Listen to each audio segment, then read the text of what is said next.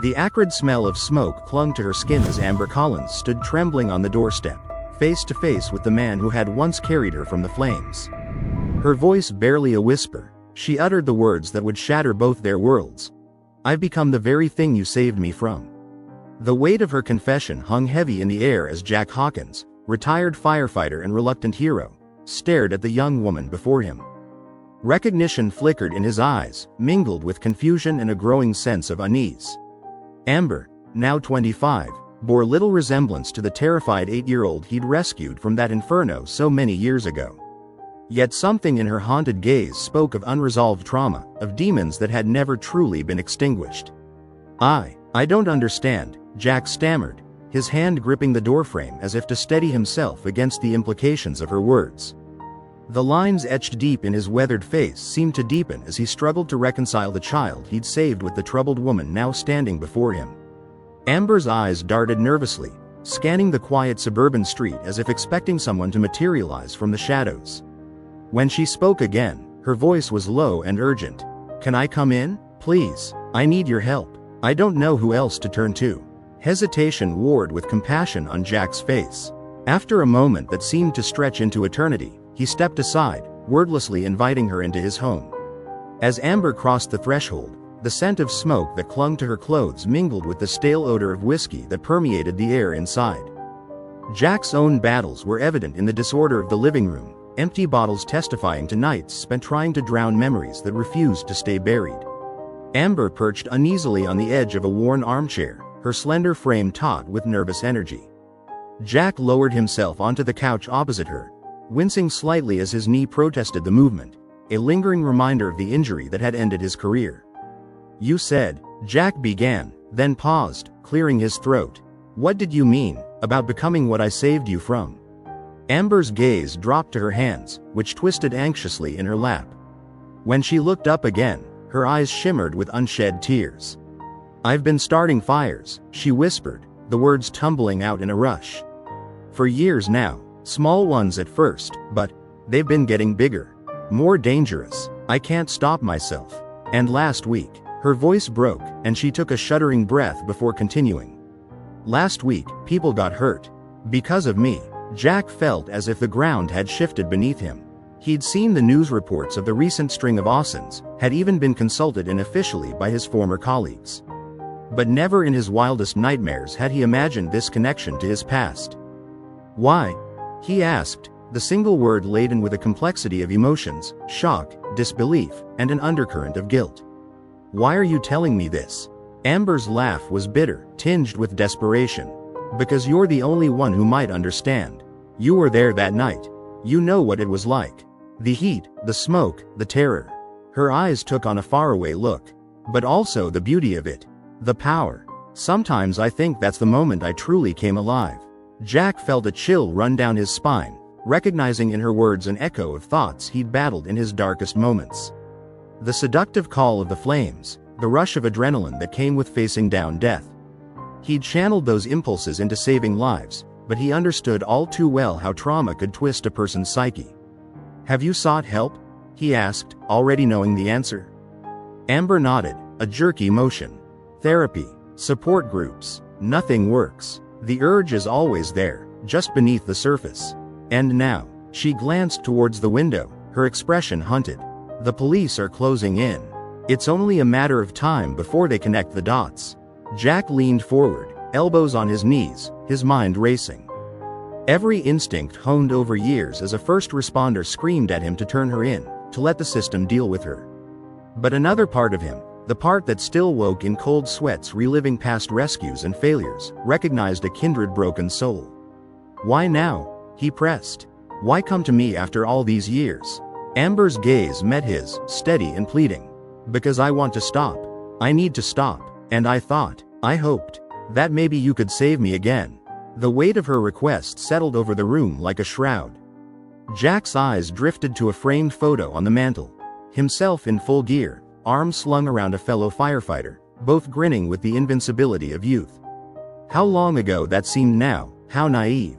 "I'm not sure I can save anyone anymore," he admitted, the words tasting of ash and regret. "I'm barely holding myself together most days." A flash of disappointment crossed Amber's face, quickly replaced by determination. "Then maybe," she said softly, "we can save each other." The silence that followed was electric, charged with possibility and danger in equal measure.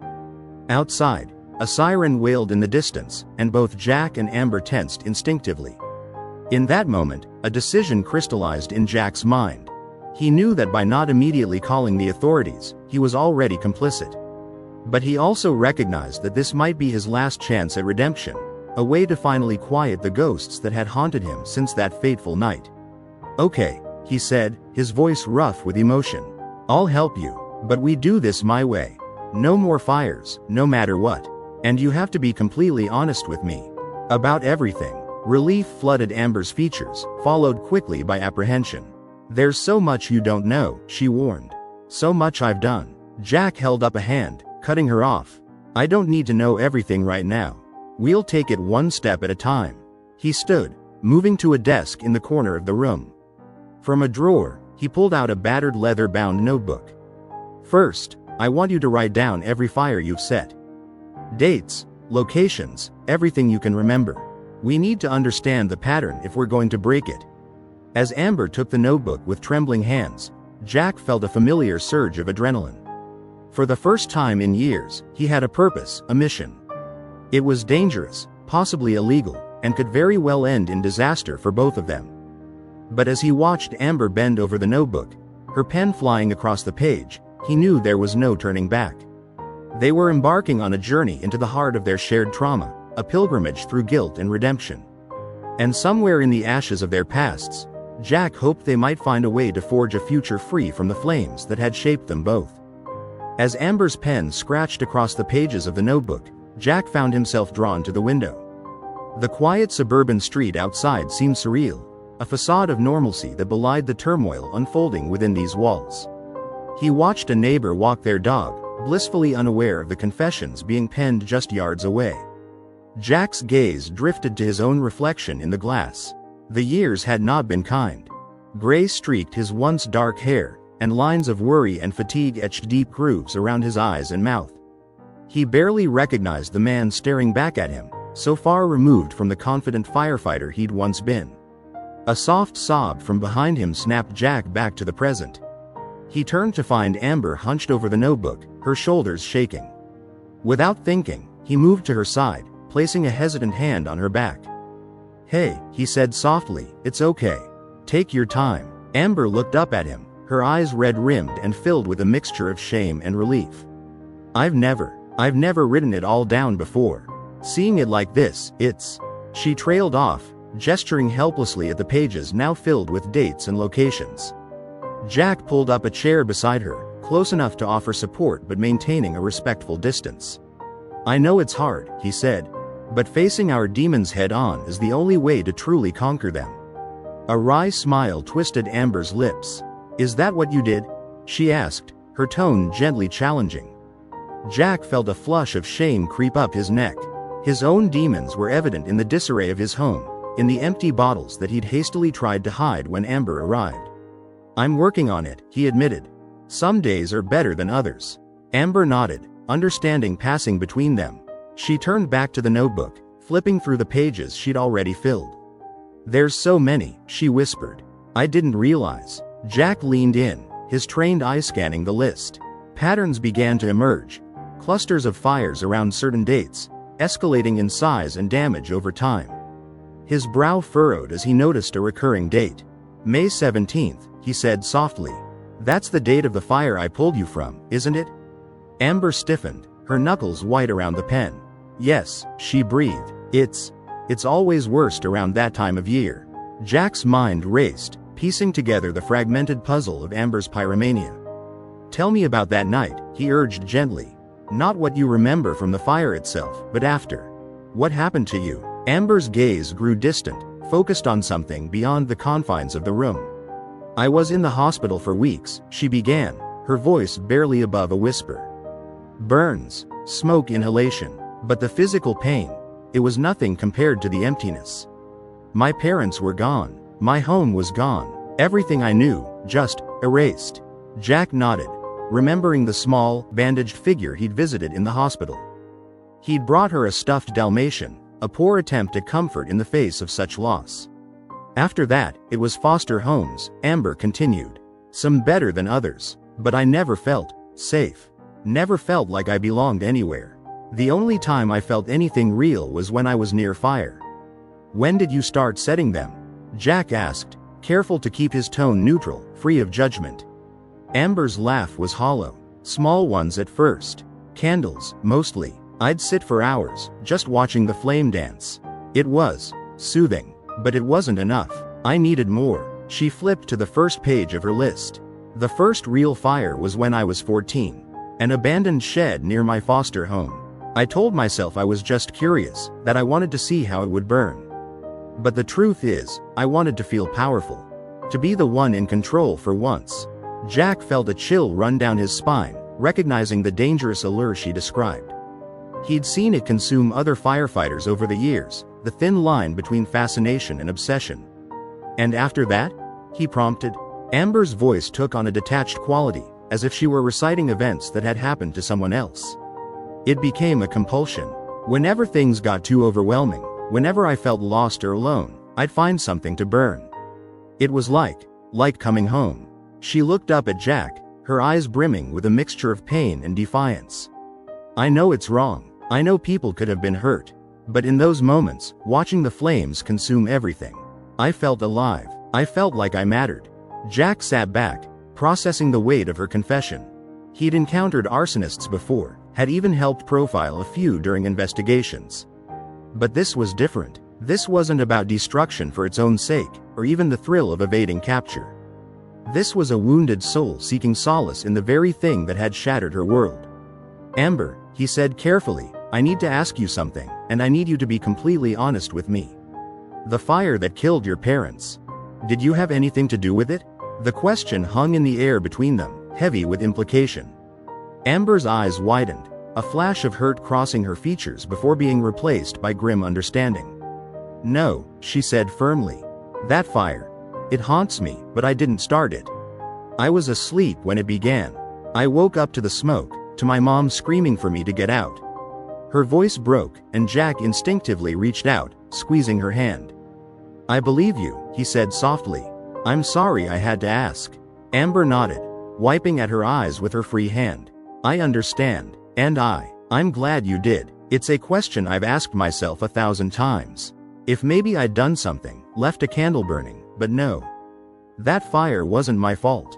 A heavy silence settled over them, broken only by the ticking of an old clock on the mantel. Jack found himself studying Amber's face, searching for traces of the little girl he'd carried from the flames. He saw flickers of her in the curve of Amber's cheek, the set of her jaw. But the eyes that gazed back at him were those of a woman who had seen too much, who carried burdens far beyond her years. What made you decide to stop? Jack asked finally. You said people were hurt in your last fire. Was that the turning point? Amber's expression darkened. It should have been, she admitted. Knowing that my actions had directly harmed someone, it was like a bucket of ice water. But even then, part of me wanted to keep going. To set an even bigger fire, as if that could somehow balance the scales. She shook her head, disgust evident in her voice. That's when I knew I couldn't trust myself anymore. That's when I decided to find you. Jack nodded slowly, pieces of the puzzle falling into place.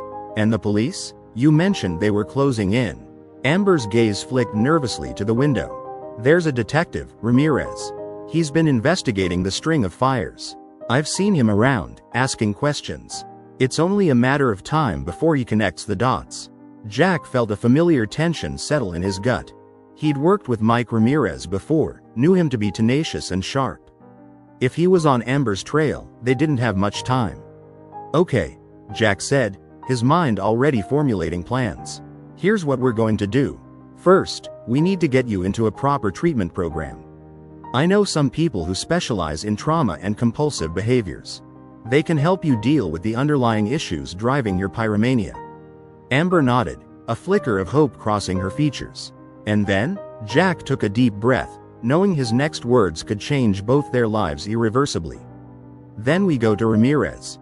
Together, we tell him everything, but we do it on our terms.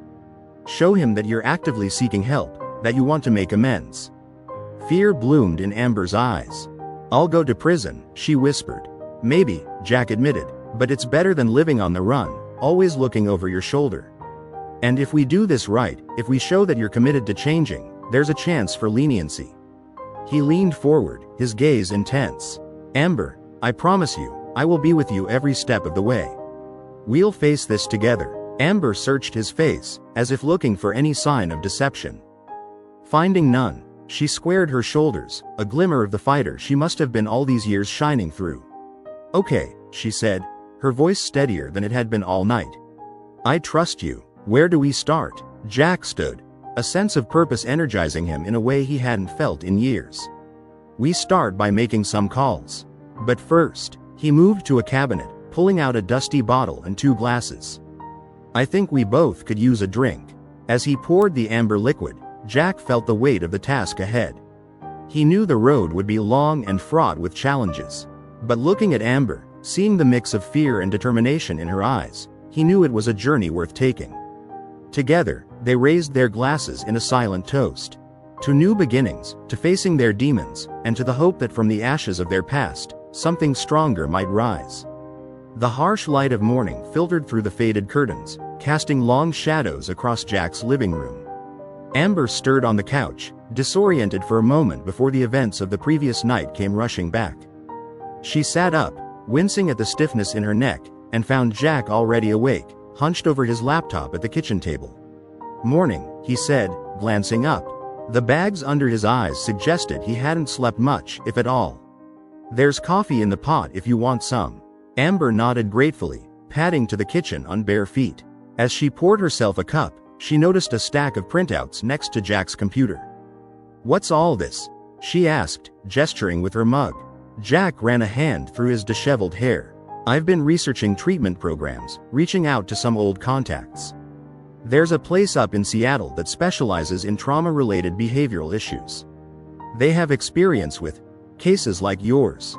The weight of what lay ahead settled over Amber like a shroud. She'd known, intellectually, that seeking help would mean confronting her actions head-on. But the reality of it, the prospect of laying bare her deepest, darkest impulses to strangers, was terrifying. "Hey," Jack said softly, noticing her distress. "One step at a time, remember? We don't have to decide everything right this second." Amber nodded, forcing a weak smile. "Right. One step at a time." She took a sip of coffee, letting the bitter warmth ground her in the present. "So, what's our first move?" Jack was about to respond when a sharp knock at the door made them both freeze. They exchanged a panicked glance, the same thought clearly running through both their minds. Had someone seen Amber arrive last night? Had a neighbor called the police? "Stay here," Jack murmured, rising slowly from his chair. He moved to the door with the cautious grace of a man who'd spent years entering unknown situations, peering through the peephole. His posture relaxed slightly, but a new tension took its place. He turned to Amber, his expression grim. "It's Mike Ramirez." Amber felt the blood drain from her face. "The detective? How? Why is he here?" Jack shook his head, clearly as baffled as she was. "I don't know, but we can't ignore him. Whatever happens, let me do the talking, okay?" Heart pounding, Amber nodded and retreated further into the kitchen, out of sight of the door. She heard Jack take a deep breath, then the creak of the door opening. "Mike." Jack's voice carried a forced casualness. "This is unexpected. What brings you by?" "Morning, Jack." Ramirez's tone was friendly but professional. "Sorry to drop in unannounced. I was hoping to pick your brain about something. Got a few minutes?" There was a pause, and Amber could almost feel Jack weighing his options. "Sure," he said finally. "Come on in." Amber's pulse raced as she heard footsteps entering the living room. She pressed herself against the kitchen wall, straining to hear every word. "Nice place," Ramirez commented. "Been a while since I've been here. How've you been holding up?" "Oh, you know." Jack's reply was noncommittal. "Taking it day by day." "What's on your mind, Mike?" There was the sound of someone, presumably Ramirez, settling into a chair. "I'm working a case. String of arsons over the past few years. Started small, but they've been escalating. Latest one put 3 people in the hospital." Amber felt her knees go weak. She gripped the edge of the counter to steady herself, willing her breathing to remain quiet. Yeah, I saw that on the news, Jack said, his voice impressively steady. Nasty business. You got any leads? A few, Ramirez replied. But something's been nagging at me. The point of origin in these fires, the accelerants used. They're sophisticated. Our perp knows fire, really knows it, and then I remembered a case from years back. A house fire, family of 3. Parents didn't make it, but the daughter. I remember, Jack cut in, a new edge to his voice. I was there that night. Pulled the girl out myself. Exactly, Ramirez said, and I got to thinking. Trauma like that, it does things to a person. Sometimes it breaks them, sometimes it reshapes them. The silence that followed was deafening. Amber could hear her own heartbeat thundering in her ears, could feel the walls of Jack's small house closing in around her. She wanted to run, to scream, to set the whole place ablaze and watch it all burn away to nothing. Mike, Jack's voice was low, dangerous. What exactly are you implying? Ramirez sighed heavily. Look, Jack, I'm not here officially. Not yet, but the similarities, the timing, it's too much to ignore. I need to know. Have you had any contact with Amber Collins recently? Amber's breath caught in her throat. This was it, the moment everything came crashing down.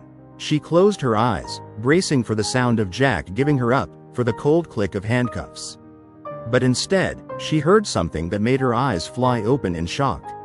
No, Jack said firmly. I haven't seen or heard from Amber since she aged out of the system.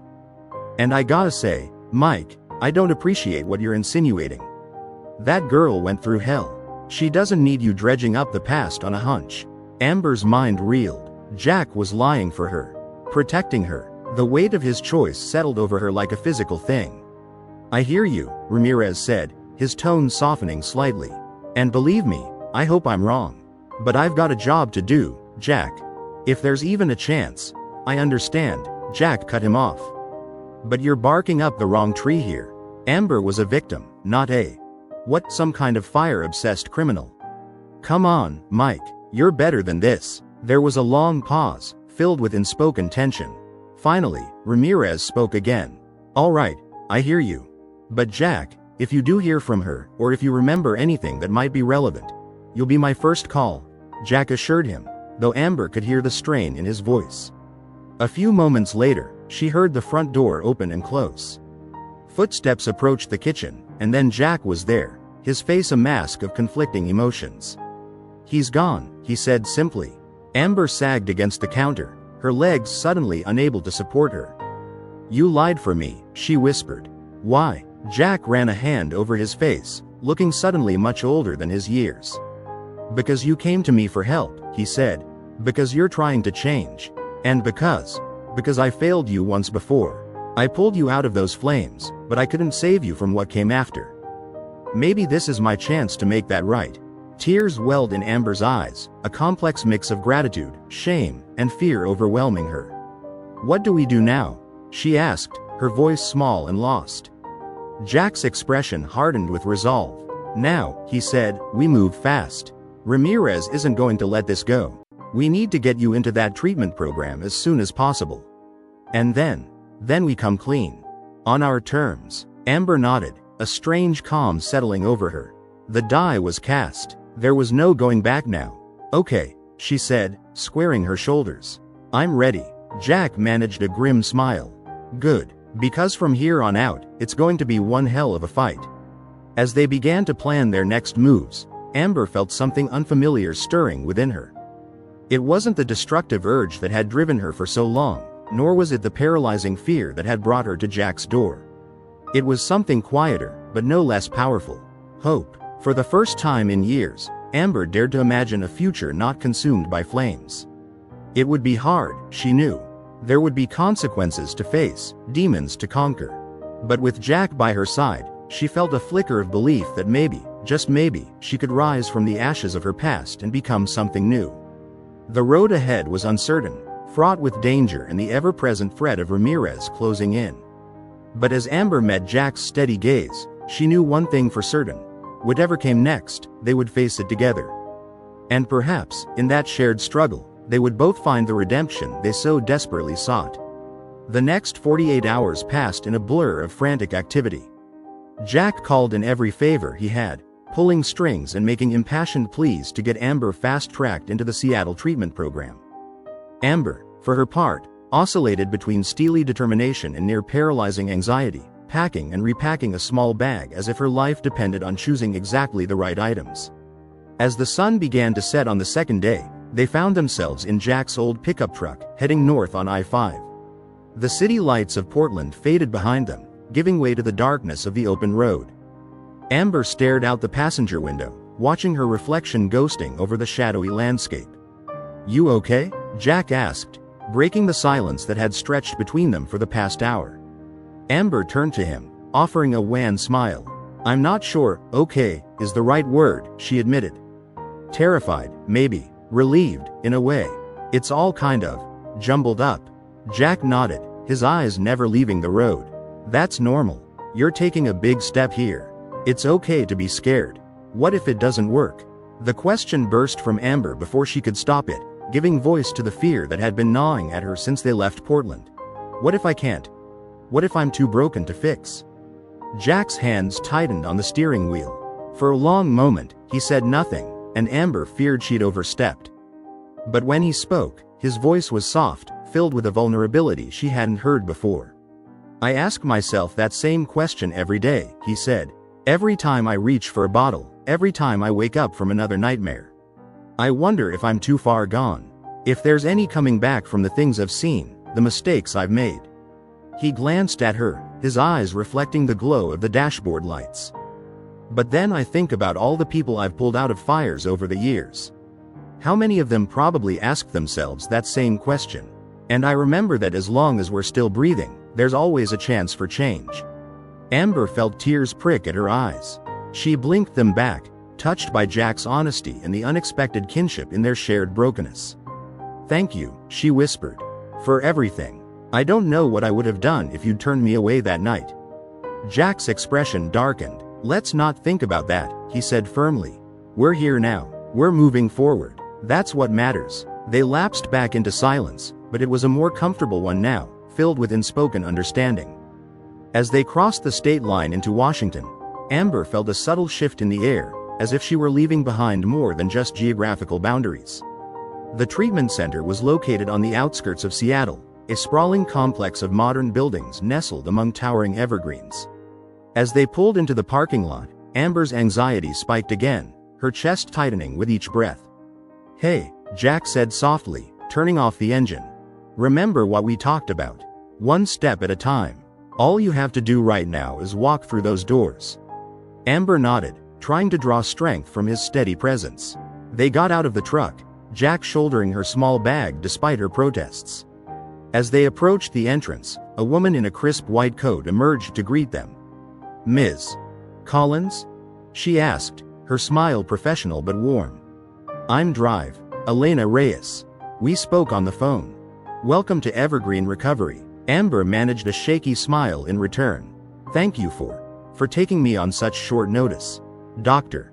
Reyes nodded. "Of course. We understand the urgency of your situation." She turned to Jack, extending her hand. "And you must be Mr. Hawkins. Thank you for bringing Amber to us." Jack shook her hand firmly.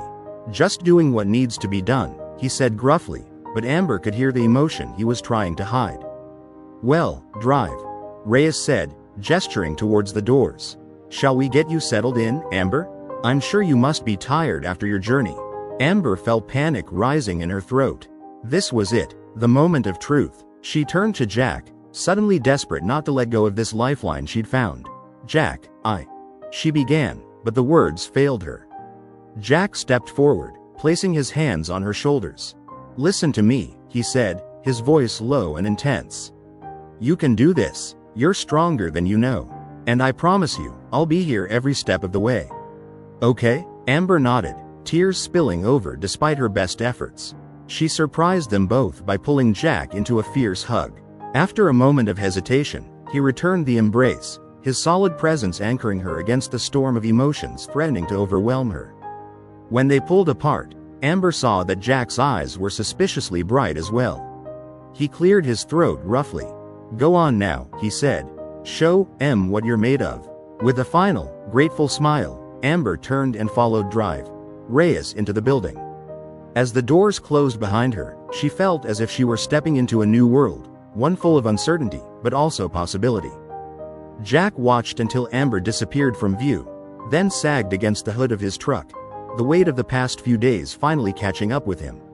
He pulled out his phone, staring at the screen for a long moment before dialing a familiar number.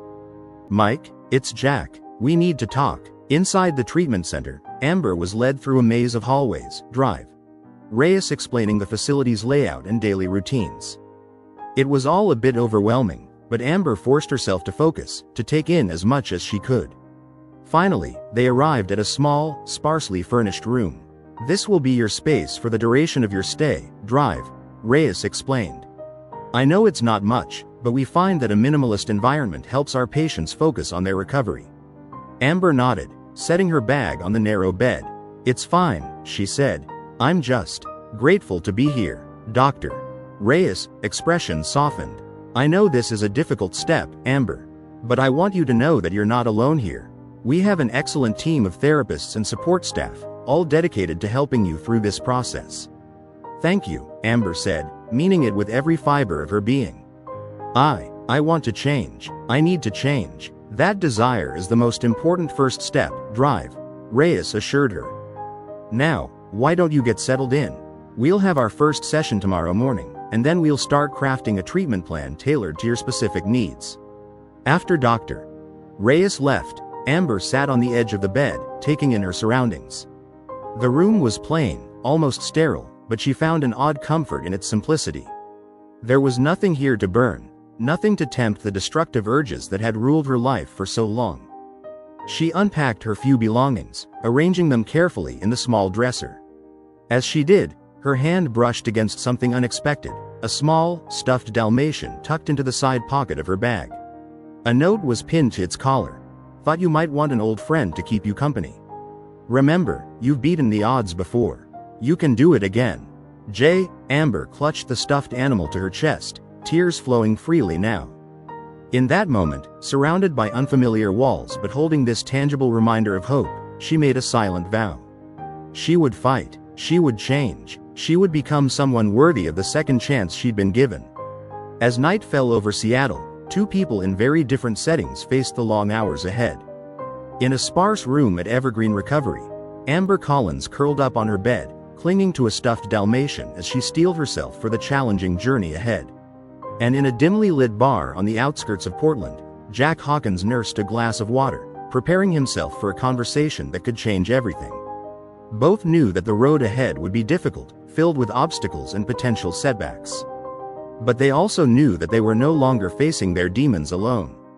In each other, they had found an unexpected ally, a shared understanding forged in the crucible of trauma and the tentative hope of redemption. As Amber drifted off to sleep and Jack dialed Detective Ramirez's number once more, the future remained uncertain. But for perhaps the first time in years, it also held the promise of something better, a chance to rise from the ashes of their pasts and build something new from the embers of hope. The early morning light filtered through the blinds of Amber's room at Evergreen Recovery, rousing her from a fitful sleep. For a moment, disorientation gripped her as she took in the unfamiliar surroundings. Then reality came crashing back, the treatment center, her decision to seek help, Jack's unwavering support. She sat up, clutching the stuffed Dalmatian to her chest like a talisman. Today marked the true beginning of her journey towards recovery, and the thought filled her with equal parts determination and dread. A soft knock at the door jolted her from her reverie. "Amber?" Dr. Reyes' voice called. "Are you ready to start your first session?" Taking a deep breath, Amber replied, "Yes, I'll be right out." She quickly dressed and stepped into the hallway, where Drive Reyes waited with a gentle smile. "Good morning," the doctor said. "I hope you managed to get some rest. First nights can be challenging." Amber nodded, not trusting her voice just yet. As they walked to Dr. Reyes' office, she couldn't help but notice the other patients in the facility. Some looked haunted, others determined, all carrying the weight of their own battles. It was both comforting and unsettling to know she wasn't alone in her struggles. Dr. Reyes' office was warm and inviting, a stark contrast to the clinical feel of the rest of the facility. Amber sank into a plush armchair, her fingers automatically seeking out the frayed edges of her sleeves, a nervous habit she'd developed over the years. "So, Amber, drive," Reyes began, her tone professional but kind. "Why don't we start at the beginning? Tell me about the fire that changed everything." Amber closed her eyes, memories washing over her like a tidal wave. The acrid smell of smoke, the desperate screams of her parents, the suffocating heat. She forced herself to speak, her voice barely above a whisper. "I was 8, she began. It was the middle of the night." As Amber recounted the horrific events of that fateful night, drive, Reyes listened intently, occasionally jotting down notes. She gently prompted Amber when needed, guiding her through the painful recollections. "And that's when Jack, Mr. Hawkins, pulled me out," Amber finished, her throat raw from talking and unshed tears. "Doctor." Reyes nodded thoughtfully. "That must have been incredibly traumatic. How did you cope in the aftermath?" Amber laughed bitterly. "Cope? I'm not sure I ever really did. I was shuffled from foster home to foster home. Nobody knew how to deal with a kid who'd been through something like that. And I started seeking out fire." "When did you first notice this attraction to fire, Doctor?" Reyes asked, her tone free of judgment. Amber's brow furrowed as she tried to pinpoint the moment. "It was gradual, I think. At first, it was just a fascination with candles, with watching the flame dance. But then," she trailed off, shame coloring her cheeks. "Doctor." Reyes leaned forward slightly. "It's okay, Amber. This is a safe space. Whatever you say here stays between us." Taking a shaky breath, Amber continued. "Then I started setting small fires. Just little ones at first. In trash cans or abandoned lots. It made me feel in control, powerful, like I could create the very thing that had destroyed my life." As Amber delved deeper into her history with fire setting, a complex tapestry of emotions, trauma, and compulsion began to emerge. Doctor. Reyes listened attentively, occasionally asking probing questions that forced Amber to confront aspects of her behavior she'd never fully examined before. By the end of the session, Amber felt emotionally drained but also strangely lighter, as if sharing her darkest secrets had lifted a weight she'd carried for far too long. "Thank you for your honesty, Amber, drive," Reyes said as their time came to a close. "I know that wasn't easy. We've made a good start here, and I think I have a clearer picture of how we can proceed with your treatment." Amber nodded, wiping at her eyes. What happens now?" "Now, drive," Reyes said with a reassuring smile. "We start the real work.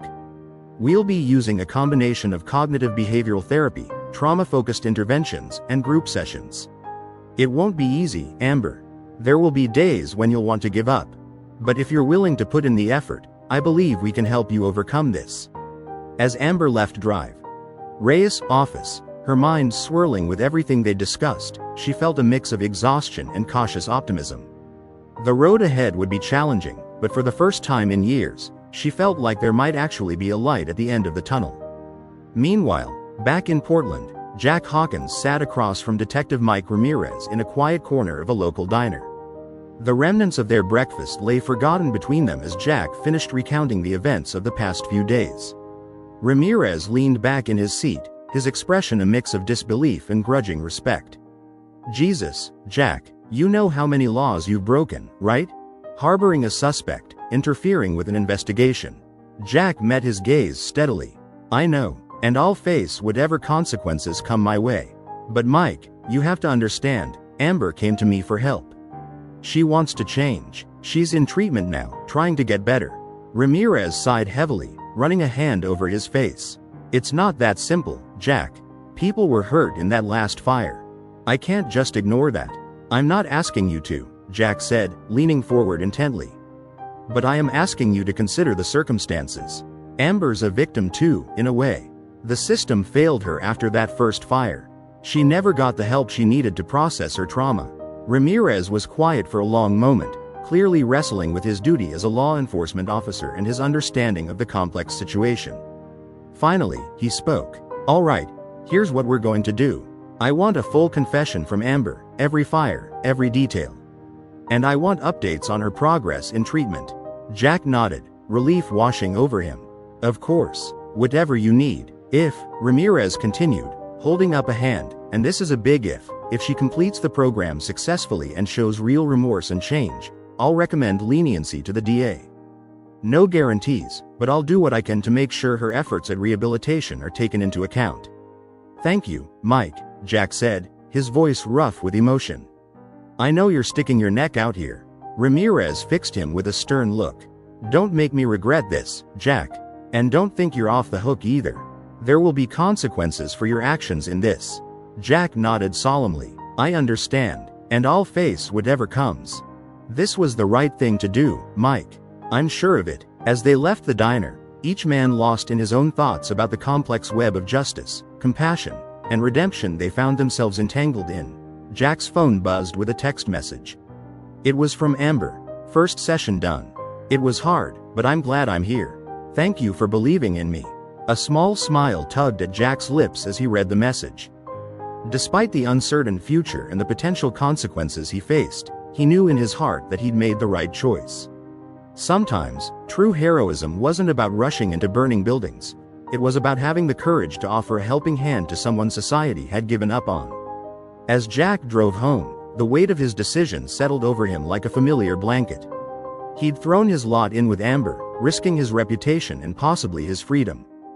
But in doing so, he'd also reclaimed a part of himself he thought he'd lost long ago, the part that believed in second chances, in the possibility of redemption. The road ahead would be long and fraught with challenges, for both Amber and himself.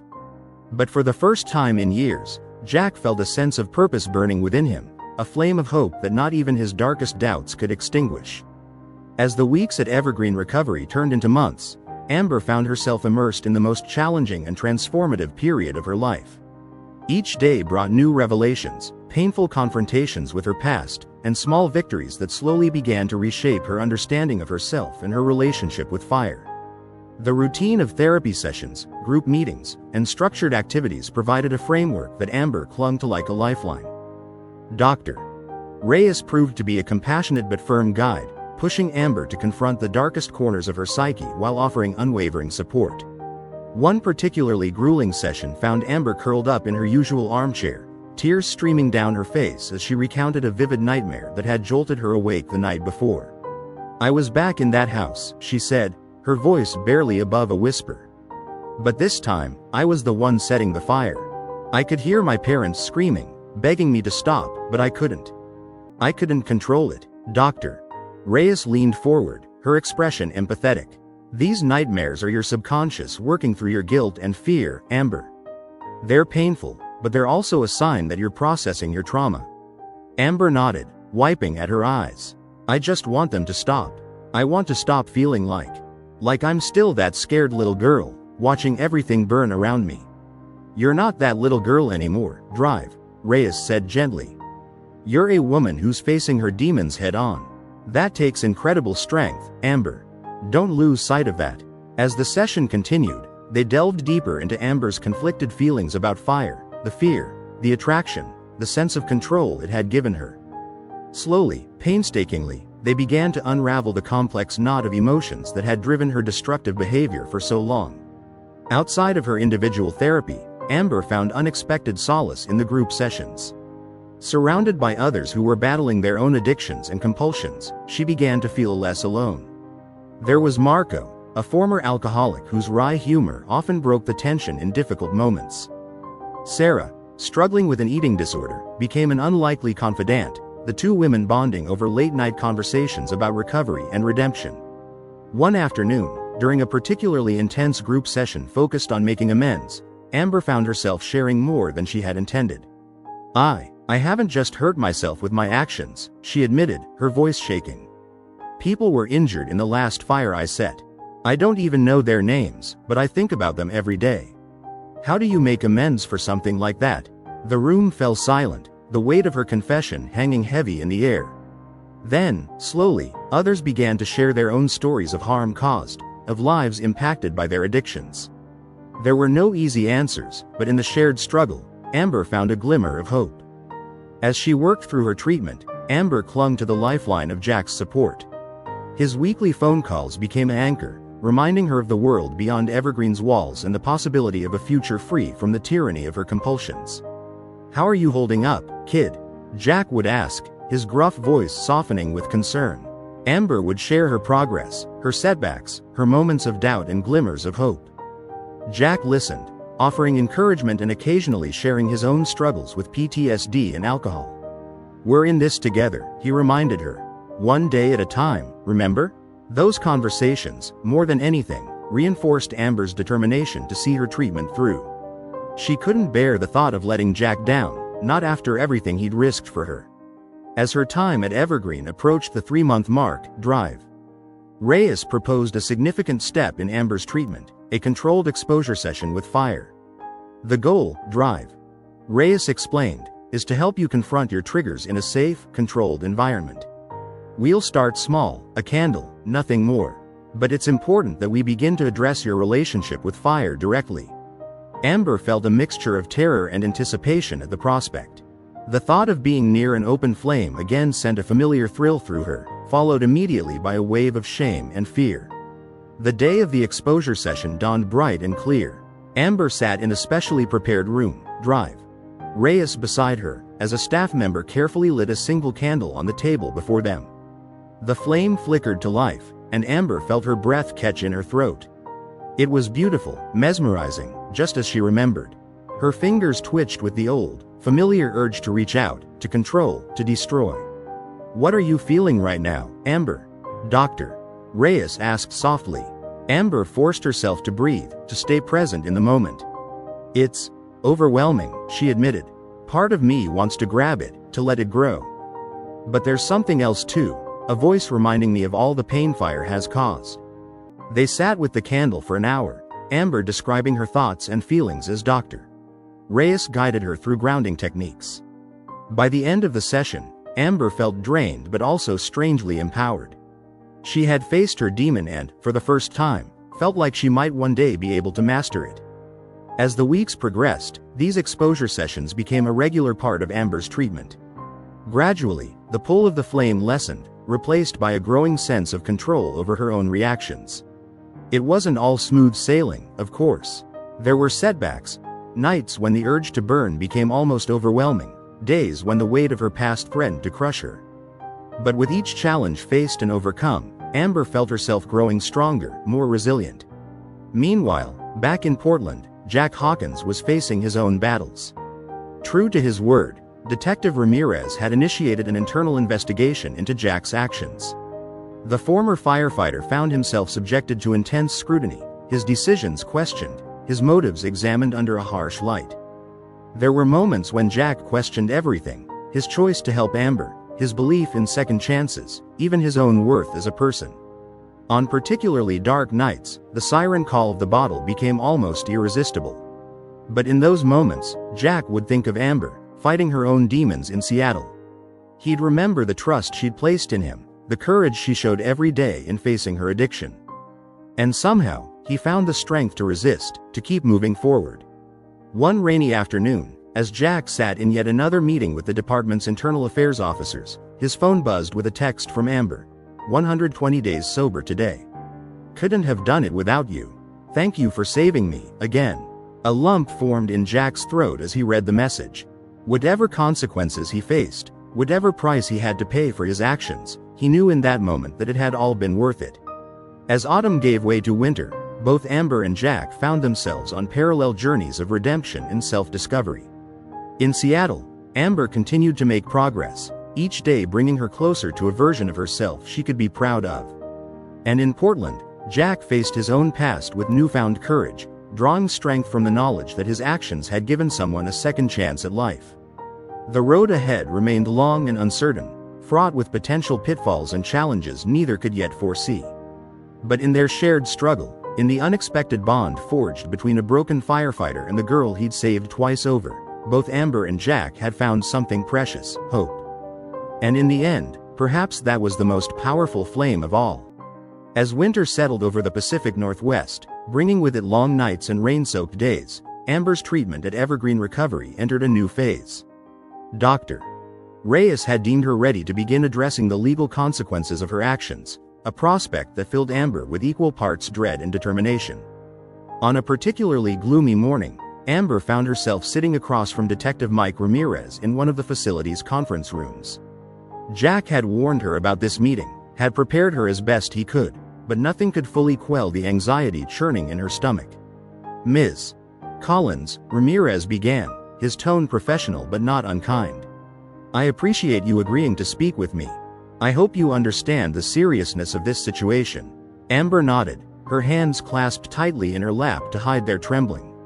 "I do, Detective, and I want to take responsibility for what I've done." For the next several hours, Amber laid bare the full extent of her fire-setting history. She recounted each incident in painstaking detail, from the first small trash can fire to the warehouse blaze that had finally driven her to seek help. Ramirez listened intently, occasionally asking for clarification but mostly allowing Amber to speak uninterrupted. As she described the last fire, the one that had resulted in injuries, Amber's voice broke. "I never meant for anyone to get hurt," she whispered, tears streaming down her face. "I was so lost, so out of control. I know that's no excuse, but I'm trying to change. I want to make amends, somehow." Ramirez's expression softened slightly. "I can see that, Ms. Collins. Your cooperation and your efforts in treatment will certainly be taken into account. But you understand that there will still be consequences, right?" Amber nodded, wiping at her eyes. "I know, and I'm prepared to face whatever comes. I hope I can find a way to use this experience to help others, to keep anyone else from going down the path I did." As the interview concluded, Ramirez stood, gathering his notes. "Thank you for your honesty, Ms. Collins. I'll be in touch with Dr. Reyes about next steps. Keep focusing on your recovery." After Ramirez left, Amber sat alone in the conference room, emotionally drained but feeling a strange sense of relief. The truth was out now, for better or worse. There was no more hiding, no more running from her past. Later that evening, during her scheduled call with Jack, Amber recounted the interview. "It was hard," she admitted. "Harder than I thought it would be. But also, I don't know, kind of freeing." "I get that," Jack said, his voice warm with understanding. "Carrying secrets like that, it eats away at you. Sometimes facing the music is the only way to find peace." They were silent for a moment, each lost in their own thoughts. Then Jack cleared his throat. "Listen, kid, there's something I need to tell you. The department's finished their investigation into my actions." Amber felt her heart clench with fear. "Jack, I'm so sorry. If I had known what helping me would cost you." "Hey, none of that," Jack cut her off gently. "I knew what I was doing. And I'd do it again in a heartbeat." He sighed heavily before continuing. "I've been suspended for 6 months, without pay. And when I come back, I'll be on probation for a year. It's not great, but it could have been a lot worse." Amber felt tears welling up again. "Jack, I don't know what to say. You've sacrificed so much for me. Listen to me, Amber." Jack's voice was fierce with emotion. "Helping you, seeing you fight to turn your life around, it's given me a purpose I haven't had in years. Whatever the cost, it's been worth it. You hear me?" Amber nodded, forgetting for a moment that Jack couldn't see her. "I hear you," she whispered. "And Jack, I promise you, I won't waste this chance you've given me." As the call ended, Amber felt a renewed sense of determination. She would make the most of her treatment, would face whatever legal consequences came her way, and somehow, she would find a way to pay forward the second chance she'd been given. The next few weeks brought a flurry of activity. Amber's legal situation began to take shape, with negotiations between her court-appointed lawyer, the district attorney's office, and Detective Ramirez. The prospect of jail time loomed large, but there was also talk of a plea deal that would take into account her voluntary surrender and commitment to rehabilitation. Through it all, Amber threw herself into her treatment with renewed vigor. She tackled each therapy session with raw honesty, pushed herself in group discussions, and even began mentoring newer patients in the program. One afternoon, during a particularly intense group session focused on forgiveness, Amber found herself sharing a revelation that had been slowly forming over the past months. "I've spent so long being angry," she began, her voice soft but steady. "At the world, at the system that failed me after my parents died, at myself. But I'm starting to realize that holding on to that anger, it's like carrying around lit matches all the time. It's exhausting, and sooner or later, something's going to catch fire." She took a deep breath, looking around at the supportive faces of her fellow patients. I'm not saying I'm ready to forgive everything or everyone. But I'm trying to let go of that anger, little by little. And every time I do, it feels like I can breathe a little easier. As winter began to give way to the first tentative signs of spring, Amber received news that would change the course of her future. Her lawyer, in conjunction with Dr. Reyes, had negotiated a plea deal with the district attorney's office. In a private meeting with Dr. Reyes, Amber learned the details. "You'll be pleading guilty to reduced charges, drive," Reyes explained. "There will be a period of incarceration, 18 months in a minimum security facility. But here's the important part. The deal includes provisions for continued therapy and rehabilitation during your sentence, and the possibility of early release based on good behavior and progress in treatment." Amber sat in stunned silence, trying to process the information. Part of her had been bracing for a much harsher sentence, had almost believed she deserved it. But another part, the part that had been slowly healing over these past months, recognized this for what it was: a chance to continue her journey of recovery, to make amends in a meaningful way. "There's more, drive," Reyes continued, a small smile playing at her lips. "Upon release, you'll be required to complete a fire safety education program. And if you maintain your recovery and stay out of trouble, there's a possibility of having your record expunged after 5 years." Tears sprang to Amber's eyes, but for once, they were tears of relief, of cautious hope. "I don't know what to say," she whispered. I never dared to hope for something like this."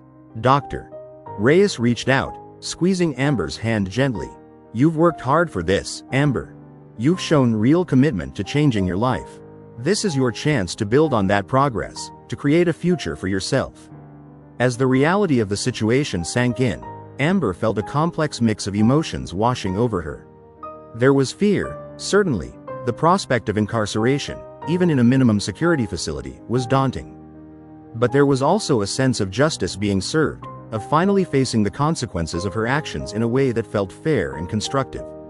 And underneath it all, there was a flicker of something she had almost forgotten how to feel: hope.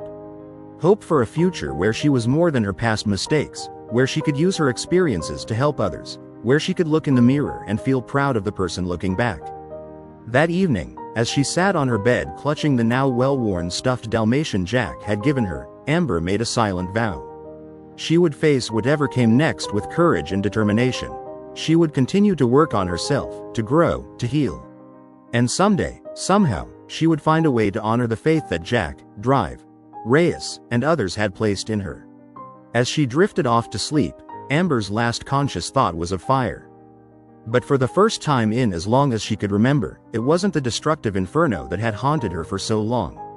Instead, she saw a small, steady flame, a beacon of warmth and light, guiding her towards a future full of possibility. The day of Amber's sentencing arrived with a mix of trepidation and solemn acceptance. The courtroom was a sea of unfamiliar faces, save for two: Jack, sitting stoically in the back row, and Detective Ramirez, his expression unreadable as he watched the proceedings. Amber stood before the judge, her hands clasped tightly to stop their trembling. She listened as the charges were read, as her lawyer presented the plea deal, and as the prosecutor spoke about the severity of her crimes balanced against her efforts at rehabilitation. When given the opportunity to speak, Amber took a deep breath and faced the court.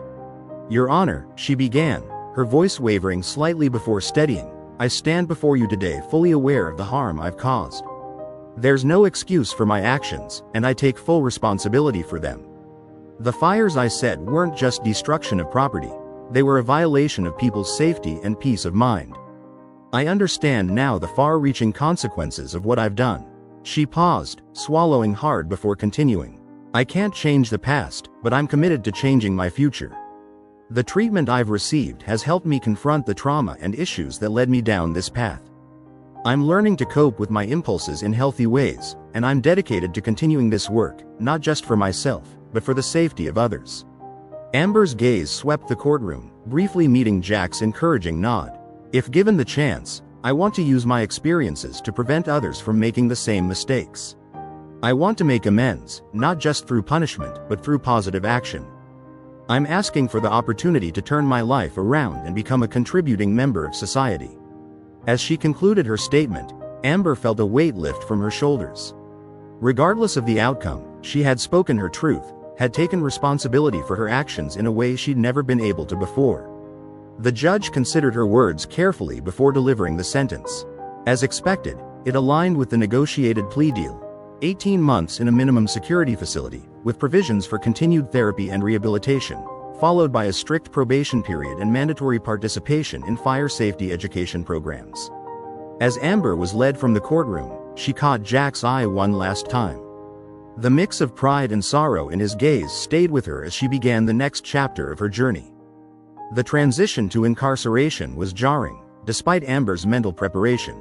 The minimum security facility was a far cry from the treatment center she'd grown accustomed to, with its rigid schedules, limited privacy, and the constant undercurrent of tension among inmates. But Amber was determined to make the most of her time. She threw herself into the facility's work programs, signed up for every educational opportunity available, and continued her therapy with a dedication that caught the attention of both staff and fellow inmates. Her background with fire setting made her an object of curiosity at first, with some inmates wary and others almost admiring. But Amber worked hard to distance herself from that identity, focusing instead on her recovery and her goal of making amends. One afternoon, about 3 months into her sentence, Amber found herself approached by the facility's counselor, a kind-faced woman named Ms. Thompson. "Amber," she said, "I have a proposition for you. We're starting a peer support program for inmates struggling with compulsive behaviors and addiction. Given your progress and your unique perspective, we thought you might be interested in becoming a mentor." Amber felt a surge of excitement mixed with trepidation. I'd be honored," she said. "But are you sure I'm ready for that kind of responsibility?" Ms. Thompson smiled warmly.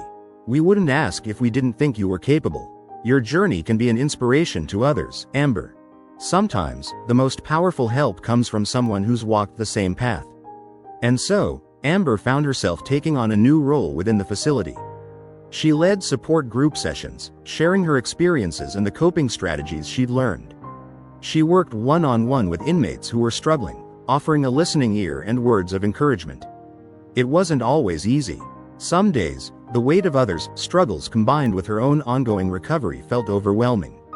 But more often, Amber found that helping others gave her a sense of purpose she'd never known before. Each small victory, each moment of connection, reinforced her commitment to her new path. As the months passed, Amber's life fell into a rhythm. Mornings were spent in work programs or classes, afternoons in therapy or mentoring sessions. Evenings were for reflection, for writing in the journal drive Reyes had encouraged her to keep, and for the precious phone calls with Jack that kept her tethered to the outside world. "You should hear how some of these women talk about you," Jack said during one such call, pride evident in his voice. "Thompson's been keeping me updated. Says you're making a real difference in there." Amber felt a warmth spread through her chest at his words. "I'm trying," she said softly. "Some days are harder than others, but it feels good, you know? To be able to help, even in small ways."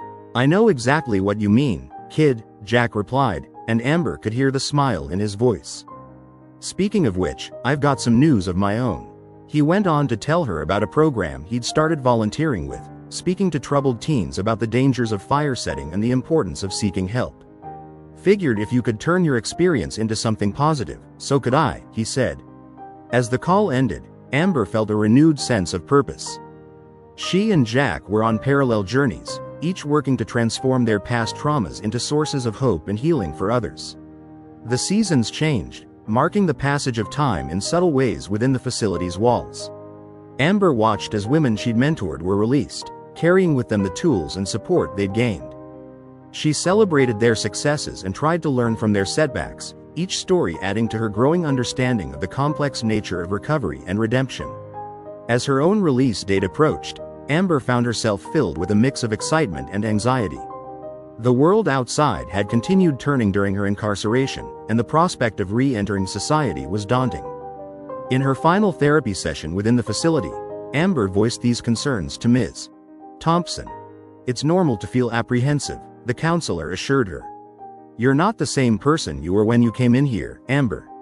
You've grown, you've healed, you've developed new skills. But it's going to take time to adjust to life on the outside." Amber nodded, twisting her hands in her lap. "I'm scared of slipping back into old patterns," she admitted. "Of letting everyone down." Ms. Thompson leaned forward, her gaze intense. Recovery isn't a straight line, Amber. There might be setbacks, but you have tools now that you didn't have before. You have support systems in place. And most importantly, you have a strong desire to stay on this new path. Hold on to that. On the morning of her release, Amber stood at the facility's gates, a small bag containing her meager possessions slung over her shoulder. As the gates opened, she saw a familiar figure waiting for her, Jack, standing beside his old pickup truck, a broad smile on his face. "Ready to face the world, kid?" he asked as she approached. Amber took a deep breath, feeling the weight of the moment. She thought of all she'd been through, all she'd learned, all the work still ahead of her. But she also thought of the lives she'd touched, the small victories she'd achieved, and the possibility of a future she'd once thought impossible. "Yeah," she said, her voice steady and clear. "I think I am." As they drove away from the facility, Amber felt a complex mix of emotions washing over her. There was fear, certainly, of the challenges that lay ahead. But there was also hope, stronger and more resilient than she'd ever known before. She wasn't naive enough to think the road ahead would be easy. There would be struggles, temptations, moments of doubt. But as she glanced at Jack, saw the pride and faith in his eyes, Amber knew she wasn't facing those challenges alone. The fire that had once threatened to consume her had been transformed. Now, it burned within her as a source of strength, a beacon lighting the way toward redemption, purpose, and the promise of a life reclaimed. As Jack's truck wound its way through the streets of Portland, Amber felt as if she were seeing the world through new eyes. The vibrant colors of spring, the bustle of city life, even the mundane sight of people going about their daily routines, it all held a newfound beauty and significance. "So," Jack said, breaking the comfortable silence that had settled between them, "I've got a surprise for you. If you're up for it, that is." Amber turned to him, curiosity piqued. "What kind of surprise?" Jack's eyes crinkled with a mixture of excitement and nervousness. "Well, remember that fire safety education program you're required to complete as part of your release conditions?" Amber nodded, wondering where this was going. "I pulled some strings," Jack continued. "Talked to some old contacts in the department. They've agreed to let you do your program with a special initiative I've been working on. It's a joint effort between the fire department and local schools, aimed at educating kids about fire safety and the consequences of arson." Amber felt her heart rate quicken. The thought of facing a group of children, of sharing her story, was both thrilling and terrifying. "You really think I'm ready for something like that?" she asked, her voice barely above a whisper. Jack's expression softened. "I wouldn't have suggested it if I didn't. Look, Amber, you've come a long way. Your experiences, as painful as they are, could make a real difference in these kids' lives. But if you're not comfortable with it, we can find another way to fulfill your requirements." Amber was quiet for a moment, considering the opportunity. It would be challenging, no doubt. The prospect of reliving her past mistakes, of making herself vulnerable in front of strangers, was daunting. But wasn't this exactly what she'd hoped for? A chance to turn her experiences into something positive, to potentially prevent others from going down the path she had. "I'll do it," she said finally, her voice gaining strength as she spoke. "You're right. If sharing my story can help even one kid make better choices, it's worth it." Jack's face broke into a wide grin. "That's my girl," he said, pride evident in his voice. "We'll start small, okay? Just sit in on a few sessions, get a feel for the program. When you're ready, we'll ease you into a more active role." As they pulled up to the small apartment Jack had helped secure for her, a modest but clean place in a quiet neighborhood, Amber felt a surge of gratitude. For Jack's unwavering support, for the second chances she'd been given, for the opportunity to rebuild her life. The next few weeks were a whirlwind of adjustment and new experiences. Amber threw herself into settling into her new home, reconnecting with the outside world, and preparing for her role in the fire safety program. Her first session observing the program was an emotional experience. Watching Jack interact with a group of middle schoolers, sharing his experiences as a firefighter and gently but firmly discussing the dangers of fire, Amber felt a complex mix of admiration, sadness, and hope. When Jack introduced her to the group, simply as a friend who has a unique perspective on our topic, Amber felt a moment of panic. But as she looked at the curious faces of the children, she found the strength to smile and nod in greeting. After the session, as they were packing up materials, one of the kids, a quiet girl with searching eyes, approached Amber. "Were you?" The girl hesitated, then pressed on. "Were you the one who started fires?" Amber felt her breath catch in her throat. She glanced at Jack, who gave her an encouraging nod. Taking a deep breath, Amber knelt down to the girl's level. "Yes," she said softly. "I did, and it was a huge mistake that hurt a lot of people, including myself." The girl's eyes widened. "But you stopped, right? How?" Amber felt a lump form in her throat. "I got help," she said. "I learned why I was doing it, and I found better ways to deal with my feelings. It wasn't easy, but it was worth it." The girl nodded solemnly, then surprised Amber by throwing her arms around her in a quick hug before darting away. As Amber stood, feeling shaken but oddly lightened by the encounter, Jack approached. "You okay?" he asked gently.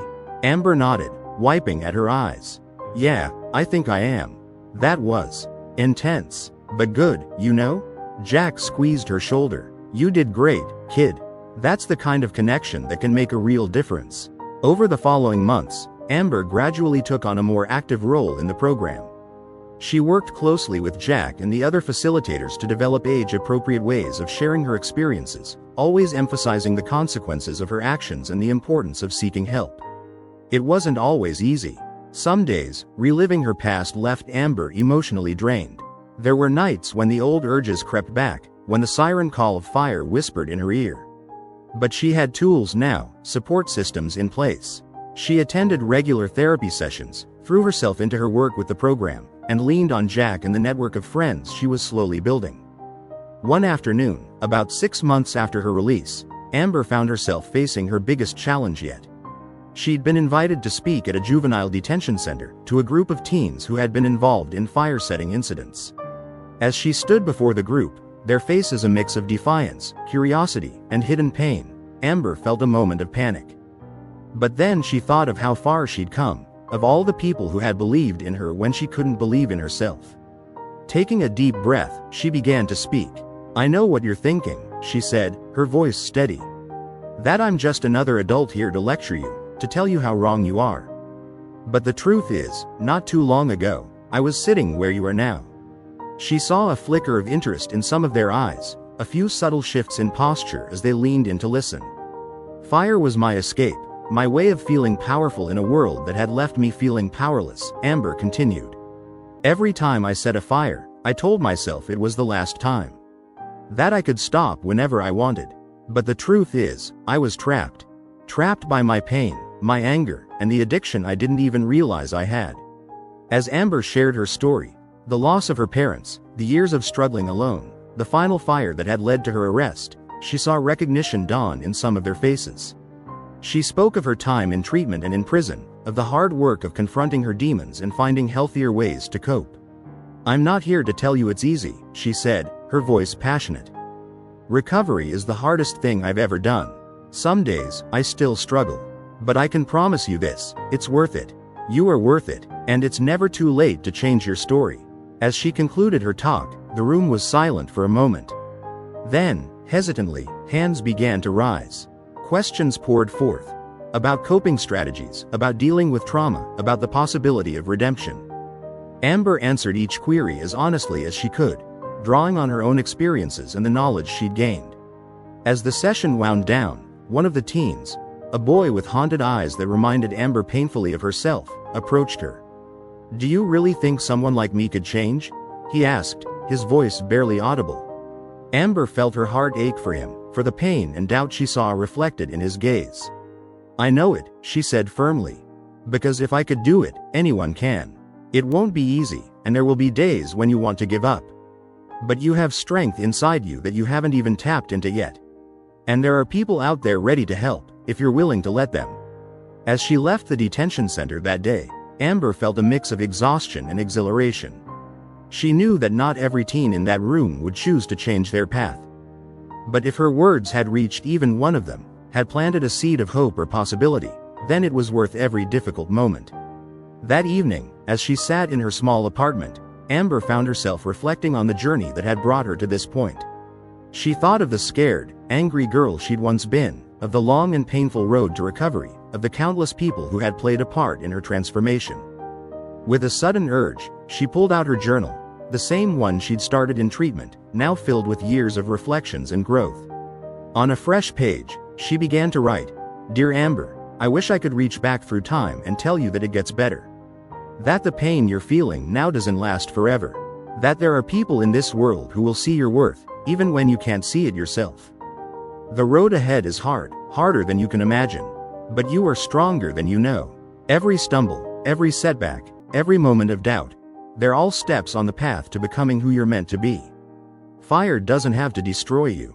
You can learn to channel that passion, that intensity, into creating instead of destroying. Into helping others, into building a life you can be proud of. You are not your mistakes. You are not the worst thing you've ever done. You are a person worthy of love, of second chances, of redemption. Hold on. Keep fighting. Your story isn't over yet. In fact, the best chapters are still to come." As Amber set down her pen, she felt a sense of peace wash over her. The journey wasn't over. Recovery was a lifelong process, and there would always be challenges to face. But for perhaps the first time, she felt truly hopeful about the future. The fire that had once threatened to consume her had been transformed. Now, it burned within her as a source of strength, a beacon lighting the way toward a life of purpose, compassion, and the endless possibility of redemption. As the seasons turned and years began to pass, Amber's life took on a rhythm she had once thought impossible. Her work with the fire safety program expanded, reaching more schools and youth centers across the state. She became a sought-after speaker, her raw honesty and message of hope resonating with audiences ranging from at-risk teens to professional counselors. But it wasn't just her public life that flourished. Amber found herself building connections, forming friendships that went beyond her past. There was Maria, a fellow volunteer at the local community center, whose infectious laughter and unwavering optimism became a constant source of joy. And Tom, a quiet librarian who shared Amber's love of books and introduced her to the healing power of poetry. On a crisp autumn morning, 5 years after her release, Amber stood nervously outside the courthouse. Today marked a pivotal moment, the hearing to determine if her record would be expunged, as per the terms of her plea deal. Jack stood beside her, a steady presence as always. "Whatever happens in there," he said, squeezing her shoulder, "remember how far you've come. That's the real victory." Amber nodded, taking a deep breath. As they entered the courtroom, she was surprised to see familiar faces in the gallery. Detective Ramirez was there, along with Dr. Reyes, who had flown in for the occasion. Even Ms. Thompson from the correctional facility had made the trip. The proceedings felt surreal, as if Amber were watching them happen to someone else. Her lawyer presented evidence of her rehabilitation, glowing reports from the fire safety program, testimonials from people she'd helped, documentation of her ongoing therapy and community service. When the judge asked if anyone wished to speak on Amber's behalf, Amber was stunned to see Detective Ramirez stand. "Your Honor," he began, his voice gruff but sincere, "when I first encountered Ms. Collins, I saw her as nothing more than a criminal to be apprehended. But over these past years, I've had the opportunity to witness her transformation firsthand. The dedication she's shown to her rehabilitation, the lives she's impacted through her work, it's nothing short of remarkable. In my professional opinion, she's not just paid her debt to society, she's become an asset to it." Tears welled in Amber's eyes as Ramirez spoke. To have the man who had once pursued her as a suspect now advocate for her redemption felt like the closing of a circle she hadn't even realized was open. When the judge finally delivered his ruling, granting the expungement of Amber's record, the courtroom erupted in quiet celebration. As Amber turned to Jack, overwhelmed by emotion, she saw tears in his eyes as well. "I'm so proud of you, kid," he said, pulling her into a fierce hug. The days that followed were a whirlwind of emotion and reflection. Amber found herself at a crossroads, faced with possibilities she'd never dared to imagine before. With her record expunged, doors that had once seemed permanently closed began to open. It was during this period of contemplation that Amber received an unexpected call from Dr. Reyes. "Amber," the doctor said, her voice warm with affection, "I hope I'm not overstepping, but I have a proposition for you. Evergreen Recovery is expanding its programs, and we're looking for someone to head up a new initiative focused on fire setting and trauma. Someone with both professional expertise and personal experience. I immediately thought of you." Amber felt her breath catch. "Me? But I'm not." I don't have the qualifications. You have the most important qualification, drive, Reyes interrupted gently. You've lived it, you've done the work, and you have a gift for connecting with people, for offering hope. We can provide additional training, of course. But what do you think? Would you be interested in coming back to Evergreen, this time as part of our team? The offer was overwhelming, bringing with it a flood of memories, both painful and transformative, of her time at Evergreen. But beneath the initial shock, Amber felt a spark of excitement ignite. This was an opportunity to come full circle, to use every part of her journey to help others find their way out of the darkness. I'd be honored, Amber said, her voice thick with emotion. Thank you for believing in me. As she hung up the phone, Amber's mind was already racing with possibilities. She thought of all the people who had played a part in her recovery: Jack, Drive, Reyes, Detective Ramirez, Ms. Thompson, and countless others. Each had offered a piece of the puzzle, a stepping stone on her path to redemption. Now, she had the chance to be that person for others. To stand as living proof that change was possible, that the darkest chapters of one's life didn't have to be the end of the story. The transition to her new role at Evergreen wasn't without its challenges. There were moments of self-doubt, times when the weight of responsibility felt overwhelming. But Amber drew strength from her support network, from the tools she'd developed over years of recovery, and from the fire of purpose that now burned steadily within her. As she settled into her new position, Amber found herself facing a group of patients much like she had once been: scared, angry, trapped in cycles of destructive behavior. But where she had once seen only broken reflections of herself, she now saw potential. Seeds of hope waiting to be nurtured. One afternoon, as she concluded a group therapy session, a young woman approached her. The girl's eyes were haunted, her posture defensive, but there was a flicker of something in her gaze that Amber recognized all too well. How do you do it? The girl asked, her voice barely above a whisper. How do you live with what you've done? Amber felt a wave of compassion wash over her. She remembered asking that same question, remembered the seemingly insurmountable weight of guilt and shame. One day at a time, Amber replied gently. By accepting that your past actions don't define your future. By choosing, every single day, to be more than your mistakes. She paused, considering her next words carefully. It's not easy. There are days when the guilt feels overwhelming, when the old urges come creeping back. But those moments pass, and with time, with work, you start to build a life that's about more than just making amends. You start to see that you have value beyond your worst actions. The girl's eyes welled with tears. I want that, she said. I want to believe that's possible. Amber reached out, squeezing the girl's hand. It is possible. I'm living proof of that. And I'll be here to remind you of that possibility every step of the way. As the girl nodded and turned to go, Amber felt a familiar warmth spread through her chest. This was why she was here. This was the purpose she had found rising from the ashes of her past. That evening, as Amber drove home, she found herself taking a detour. She pulled up outside a familiar house, one she hadn't visited in years. Jack's home. Knocking on the door, she felt a mix of nostalgia and gratitude wash over her.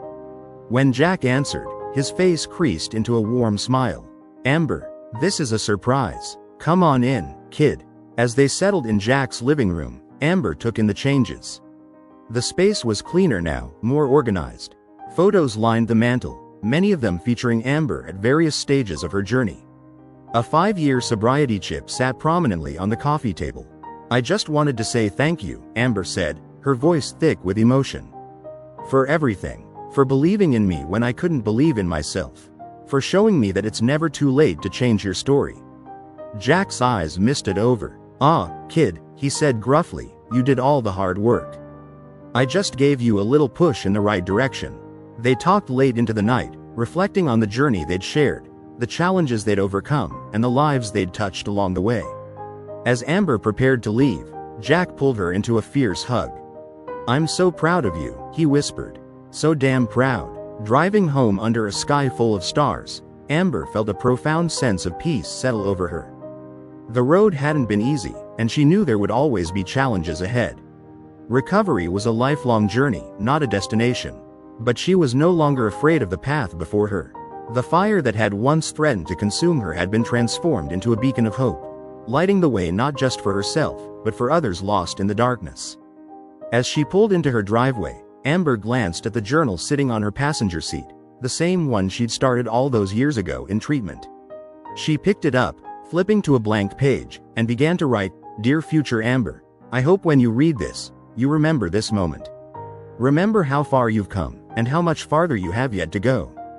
Remember that every life you touch, every person you help find their way out of the darkness, is a victory not just for them, but for you. You are not defined by your worst moments. You are the sum of every choice you've made to be better, to do better. You are the proof that it's never too late to rewrite your story. Keep moving forward. Keep that fire burning, not as a force of destruction, but as a light of hope for others. And never forget that you are worthy of the life you've built, of the second chances you've been given. Your journey isn't over. In many ways, it's just beginning. But wherever the path leads, know this: you are strong enough to face it. You are resilient enough to overcome it. And you are never, ever alone. With love and hope for all that's yet to come, Amber." As she closed the journal, Amber looked up at the night sky. The stars twinkled back at her, infinite possibilities stretching out before her. She smiled, feeling the warmth of that inner fire, once a source of destruction, now a wellspring of hope and purpose. The future was unwritten, full of challenges and opportunities she couldn't yet imagine. But Amber Collins was ready to face it, one day at a time, with the strength of her past and the promise of all that was yet to come. If you enjoyed this story, we'd love for you to support us by leaving a like and subscribing to our Slices of Life channel. We'd also love to hear from you in the comments. Which city are you talking about? It's very rewarding for us to provide our followers with an enjoyable moment. We appreciate the unconditional support you show us in every story. Blessings.